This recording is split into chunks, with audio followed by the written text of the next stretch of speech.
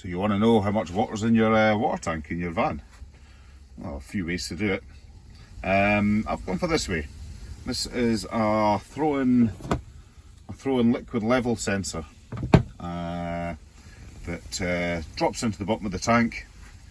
This cable comes out here and connects to this little board here, which connects into the Arduino, and then you do an abstraction from the reading, take it from here into an analog pin, and then you can convert that to litres. You'll have to calibrate it, but that's easy enough. You chuck a litre of water in your tank, take the reading, and chuck another litre in, whatever. Like with any sort of liquid thing in a moving vehicle or whatever,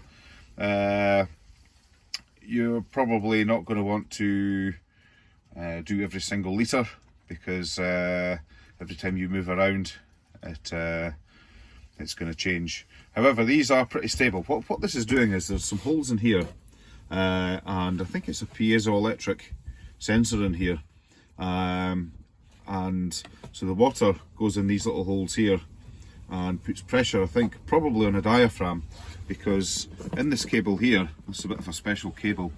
We've got the two wires coming out. This is supplied by 12 volts, by the way, which goes into there. It's wired into you supply it from 12 volts. There's a 12 volt distribution for this thing here, and then it's 5 volts on the other side of the board that goes to the Arduino. So this is converting it and taking a reading across there. But back to this cable, we've got a tube here, which runs up to the top, and what it's obviously doing is just taking a comparison between the pressure here and the pressure on the other side of the diaphragm, and that's what's given us our reading. So this is pretty good, because if the water moves around, it shouldn't really change too much. So the reason I've selected this was expensive. This was about 45 quid. It's a DF robot throw-in gravity sensor. I've seen them cheaper on AliExpress. I got it from Mouser in the UK.